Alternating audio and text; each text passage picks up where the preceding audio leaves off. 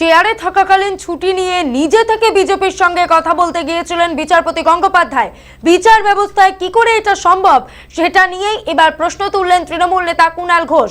এদিন কুণাল বলেন, সরকার বিরোধী পর্যবেক্ষণের পলিটিক্যাল মার্কেটিং করে কেরিয়ার গড়ার জন্য বিজেপির সঙ্গে দরাদরি করতে গিয়েছিলেন।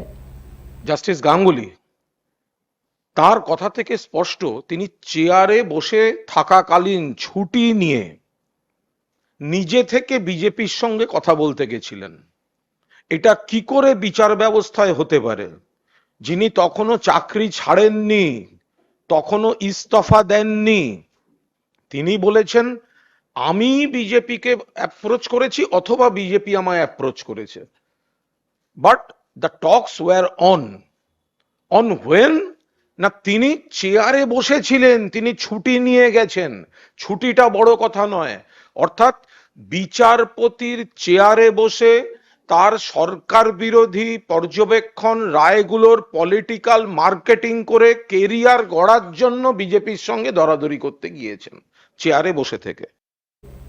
নারদ মামলায় বিরোধী দলনেতা শুভেন্দু অধিকারীর কাগজে মুড়ে টাকা নেওয়ার প্রসঙ্গে সম্প্রতি মন্তব্য করেছিলেন অভিজিৎ গঙ্গোপাধ্যায়।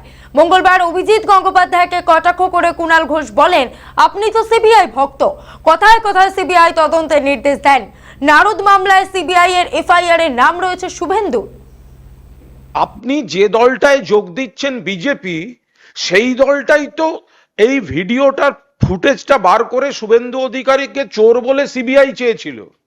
তাহলে সেই শুভেন্দু অধিকারী যখন গ্রেফতারি এড়াতে দলবদল করলো, আপনি কেন তদন্তের আগে আপনি ক্লিনচিট দিচ্ছেন কি করে?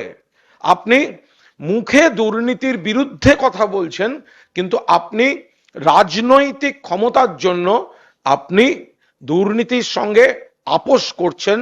আপাদমস্তক দুর্নীতিগ্রস্ত নারদার সিবিআই এর এফআইআর নেমড শুভেন্দু অধিকারীকে আপনি ক্লিন চিট দিচ্ছেন তদন্তের আগে।